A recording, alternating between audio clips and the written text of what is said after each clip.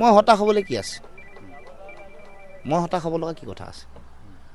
যিটো কথা আমি আদৰ্শগত কথা কৈছোঁ তো অস্বীকাৰ কৰিব পাৰিম। এতিয়া অস্বীকাৰ কোনে কৰিব? আপোনালোকে কৰিব পাৰিব নেকি? CPIM আৰু CPIML কি হেৰি হ'ব পাৰিব, মাৰ্জ হ'ব পাৰিব নেকি? মই আপোনাক প্ৰশ্ন কৰিছোঁ, পাৰিব নেকি? বাওঁপন্থী আদৰ্শৰ দল আৰু জাতীয়তাবাদী আদৰ্শৰ দল দুটা একেলগ হ'ব পাৰিব নেকি? এইটো সপোনৰ সাগৰত থাকিলেতো নহ'ব। অসম্ভৱ। কেনেকৈ সম্ভৱ? এই কথাবোৰ আচলতে যুক্তিৰে সকলোৱে চাব লাগিব।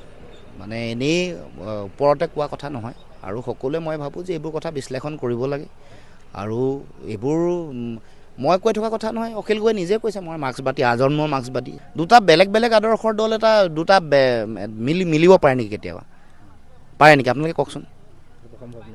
সম্ভৱ নহয়। আপোনালোকে নিজে জানে। কাৰণ দুটা বেলেগ বেলেগ আদৰ্শৰ ৰাজনৈতিক দল কেতিয়াও একলগ হ'ব নোৱাৰে। নহ'লে ভাৰতবৰ্ষৰ ইতিহাসত গোটেই বাওঁপন্থী দলবোৰ একলগ হৈ গ'ল হ'লে। আৰু অসমত অসম আন্দোলনৰ সময়ৰ ইতিহাসটো সকলোৱে জানে।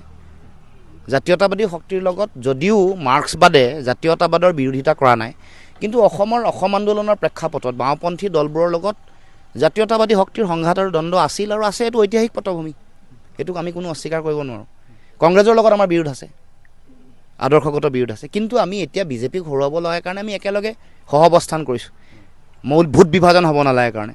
গতিকে আদৰ্শগত পাৰ্থক্য, আদৰ্শগত বিৰোধ, ঐতিহাসিক ঘটনা পৰিঘটনা এইবোৰ আলোচনা বিলোচনা কৰিব লাগিব। আৰু গতিকে মই ভাবোঁ যে এই কথা বতৰাৰ ওপৰত সোমাব নালাগে। এইবোৰ 3G বিজেপিৰ নেৰেটিভ।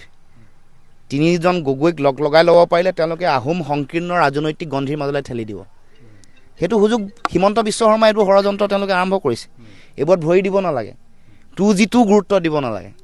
যেতিয়াই এইবোৰ তেওঁলোকৰ বিজেপিৰ যিবোৰ মডেল, যিবোৰ তেওঁলোকৰ ষড়যন্ত্ৰ, তাক ছাকচেছ যেতিয়াই হ'ব তেওঁলোকে অপপ্ৰচাৰ আৰম্ভ কৰি দিব। গতিকে এইটো সাৱধান হোৱা দৰকাৰ। হিমন্ত বিশ্ব শৰ্মাই 3G 2G এইবোৰ কনচেপ্ট হিমন্ত বিশ্ব শৰ্মাই মানুহৰ মাজত এৰি দিব খুজিছে। সেইকাৰণে দিলীপ শইকীয়াই দুয়োটা দল মাৰ্জ কৰিব লাগে বুলি কৈছে। বিজেপিয়ে কৈছে, বিজেপিৰ সাংসদে কৈছে। তেতিয়া ভাবি চাওক যে কথাটোৰ লক্ষ্যটো কি, উদ্দেশ্যটো কি। এইবোৰ হিমন্ত বিশ্ব শৰ্মাই বনাই দিয়া ষড়যন্ত্ৰৰ মায়াজালত কোনেও ভৰি দিব নালাগে। আমিতো ভৰি নাই দিয়া আৰু ভৱিষ্যতেও নিদিওঁ।